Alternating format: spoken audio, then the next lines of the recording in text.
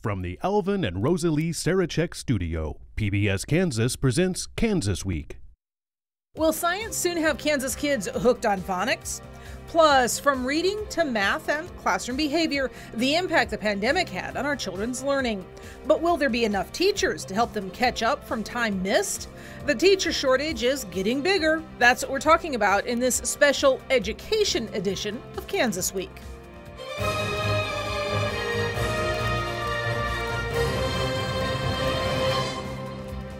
I'm Pilar Pedraza, and this is Kansas Week. This week, we bring you a special edition of the show concentrating on one topic, the state of education in our state. And we can't have education without teachers, but will we have enough of them?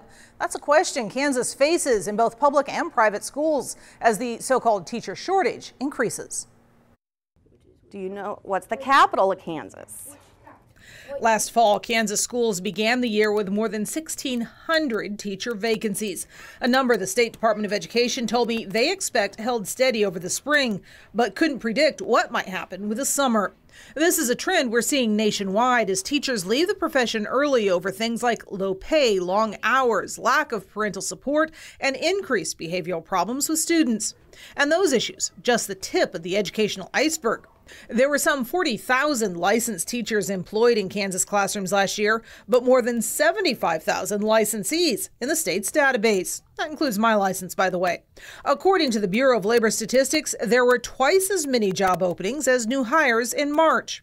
At the same time, universities are wrestling with how to attract new students to the calling, as enrollment in education majors dropped 7.5% from 2015 to last fall. Nationally, enrollment fell 1/3. Even if there is a teacher in the classroom, what are the chances that teacher has learned how to teach or knows the subject matter they're teaching? A K-State national study released last fall shows Kansas has about 15.5 underqualified teachers for every 10,000 students. The study defined underqualified as teachers who have irregular, provisional, temporary, or emergency certification, or who are teaching outside of their certification, like a history teacher leading a physics class. In that study, Kansas had the 32nd highest rate in the country for underqualified teachers. New Hampshire led with nearly 350 underqualified teachers per 10,000 students. And those are some depressing numbers. What do they really mean for our kids? In today's special edition of Kansas Week, we speak with those on the front line of the education crisis in the classroom, leading districts and organizing fellow educators. Now, one quick note, we did try to get a Republican lawmaker with teaching experience. Unfortunately, we were not able to reach anyone who had time to join us today. So we have today with us Leah Flitter with the Kansas Association of School Boards, Sam Neal, the 2018 Kansas Teacher of the Year, and Betty Arnold, Kansas State Board of Education. So ladies, let's start with the beginning on this. Those numbers are dreadful and they're getting worse. I know, Betty, you and I have been talking about this for several years. Right. And the thing is, there are a lot of factors that we really have to take into consideration. And when we talk about underqualified, I have a problem with that term, even though I know that that was a result of a study. You will have a teacher that is qualified, but perhaps not expert in that subject matter. Does that minimize her ability? You know, so I think we need a little more distinction when we start talking about underqualified. Well, true. And when you're talking about that, I started as a quote unquote underqualified teacher with an alternative certification process in the state of Kansas. And we've been kind of changing the rules for that alternative certification over the last few years to try and backfill this gap. Yeah. Yes, we have. And I know it's an issue that we all have to be very cognizant of in response to, the State Board of Education's authority over teacher licensure. But we have, school boards who are desperately trying to fill positions. And so you might hire someone who is qualified as a history teacher, but maybe they are running a different subject matter for that class, because that is what's needed in their school. So it's been a very difficult situation for folks to respond to. I know.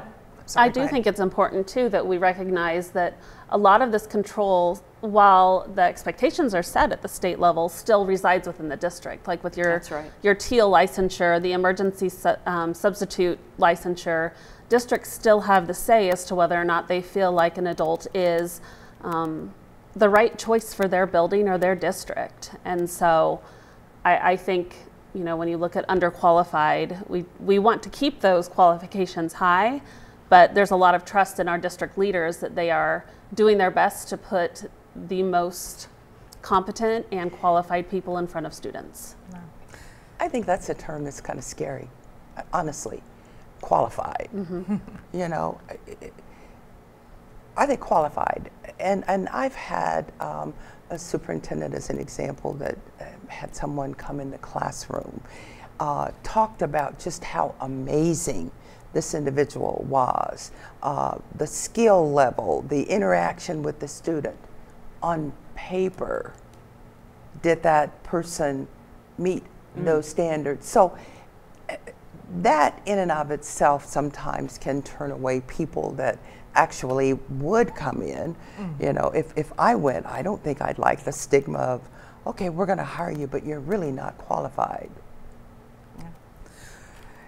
Well, filling the positions is one thing, of course, and we've got this shortage, but there's a big question mark on the word shortage, because realistically, there are enough licensed teachers to fill all those positions. They're just not in them right now.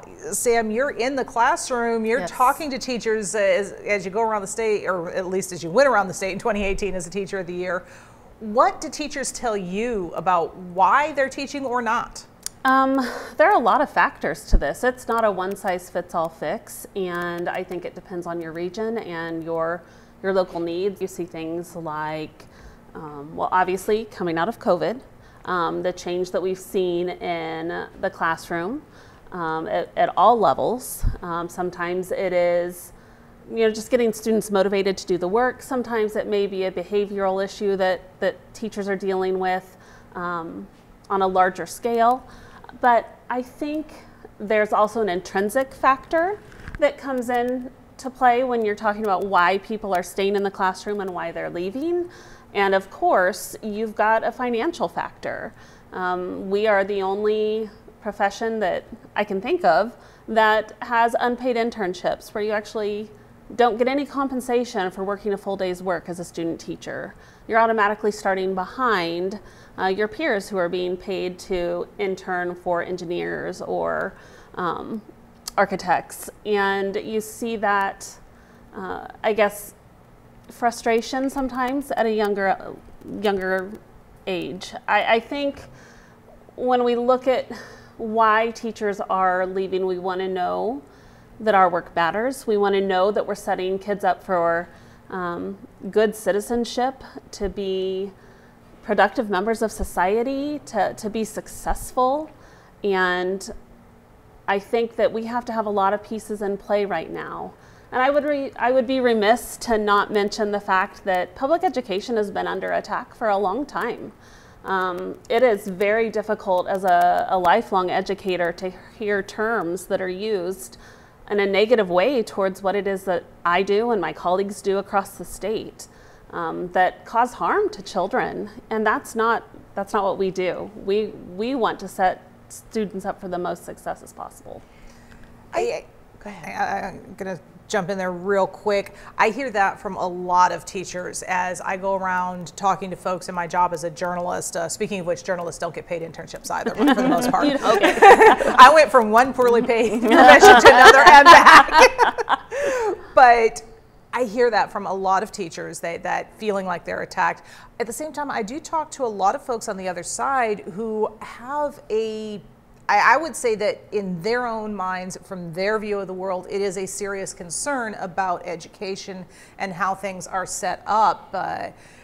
Where do you think that comes from, Betty? You've been around education for a while now. I have, although I'm not an educator. I certainly support that. I think probably from the profession of teaching, this is an area where decisions are made that really don't include as much input from our teachers. One of the things that has been consistent has been all of the mandates that are being placed on their plates. You add, but you take nothing away. And so the job becomes too demanding.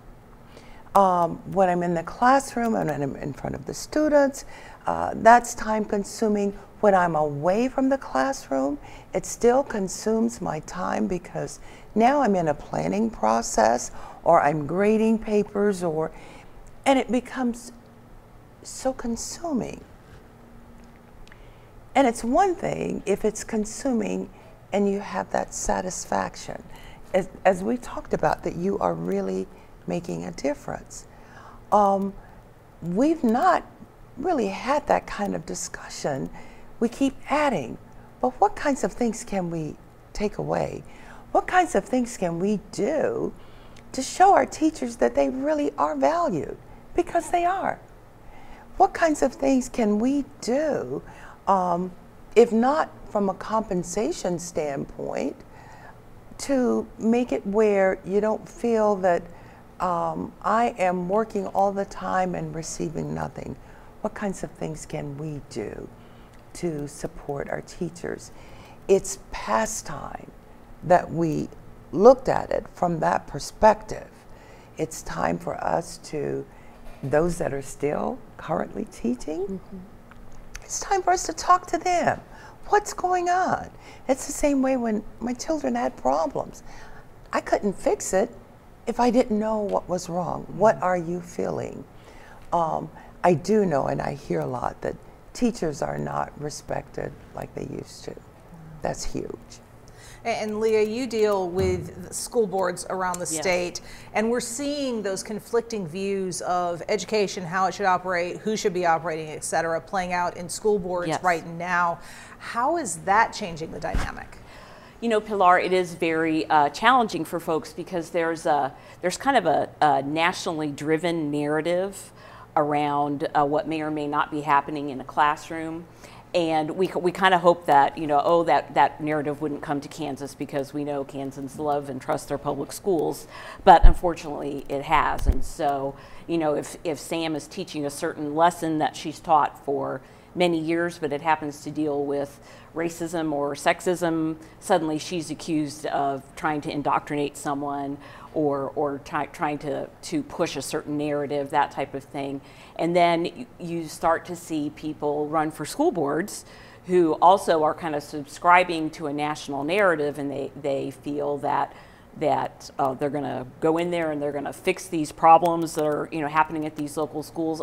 Most of the time when somebody runs for school board with that kind of thought or agenda, you know, it used to be you had people who just were running for school board because they wanted to, you know, they were mad at the football coach or something like that, right? And then when you get on the school board, you find out that you don't really have much to do with hiring and firing the football coach. What you deal with is keeping the buildings running, making sure there are buses, making sure that kids have excellent qualified teachers, making sure there's food in the cafeteria and books in the libraries and those types of things. And you find out that it is much more complicated than what you might think if you are subscribing to one set of a narrative and don't really kind of do your research. And so, but you know, I think that's unfortunately it's human nature. We hear things, we become concerned about them, and you know, if you have a concern, you know, good for you. You should run for the school board. But I hope that as the campaign season ramps up, that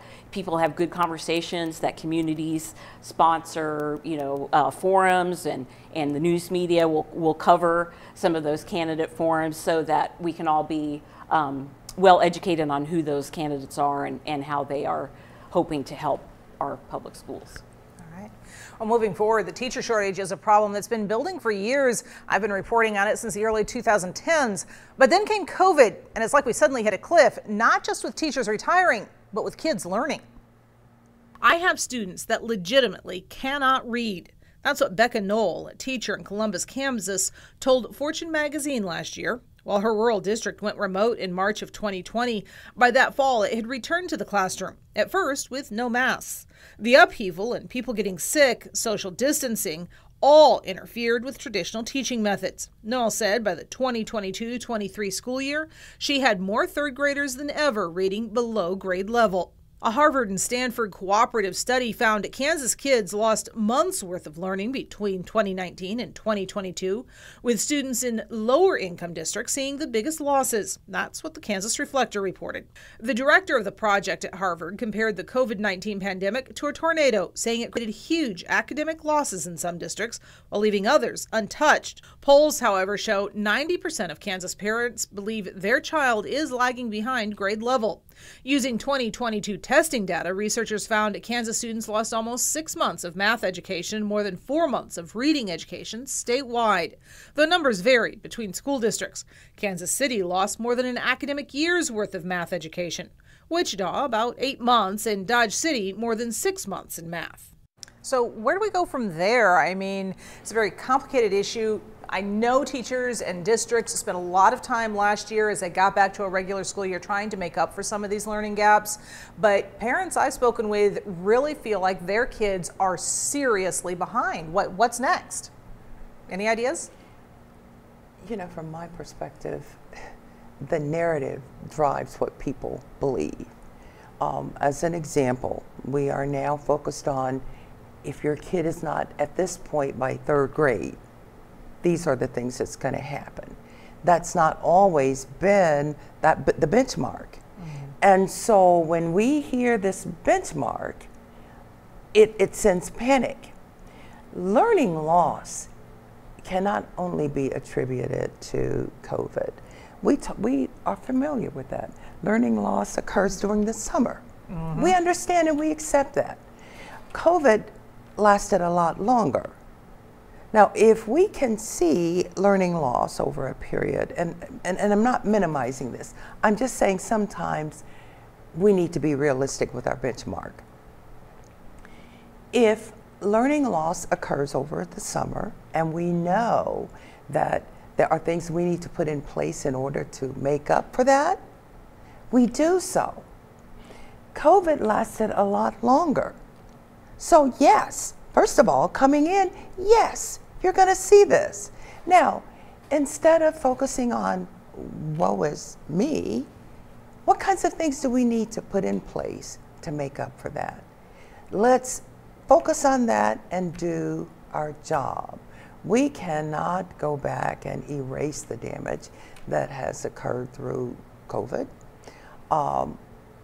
We simply look at what steps can we put in place to mitigate that learning loss.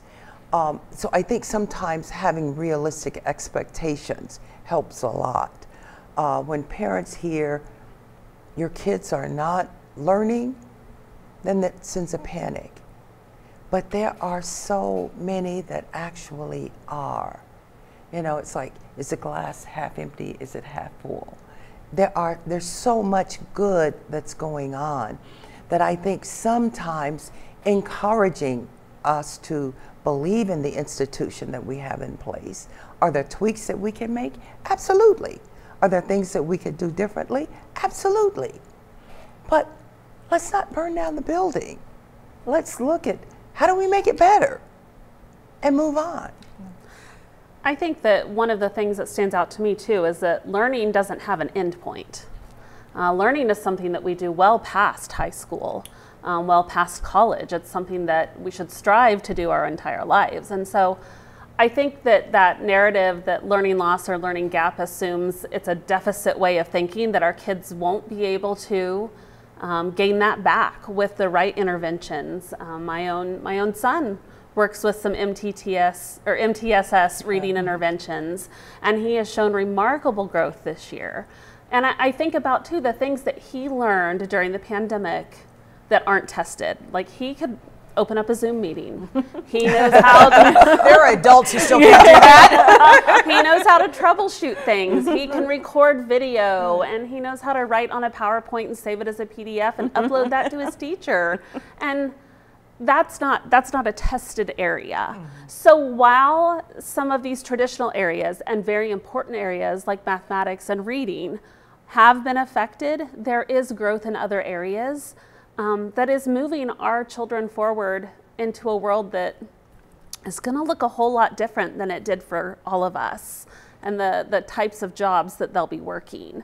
I know firsthand how hard our local schools have worked to meet those needs of our struggling students. Working with phonics, I mean, one of my sons struggled with the difference between the J and the G sound, and they had a teacher who picked up on that and was able to get him the help that he needed. So I don't want people to take away that learning can't happen. Learning will happen with the right resources when our schools are properly funded. It's amazing to see the things that these teachers are doing. And testing, I'm sorry, that's something too that I want to point out. You give one test, and then we can, make these projections based on that. One of the things that I've always heard from a number of educators is just like our state assessment snapshot. Yep. One day. It's it depends on how the student is feeling that Exactly, day. exactly. And so based on that, we say education is failing, not understanding that if you, as an example, go to a doctor, you get a test that doesn't look, what are they going to do? Retest. And if that doesn't work, you're going to retest again or find an expert. You're going to do something until you get that problem fixed. With our state assessment, we get that information and we rely solely on that.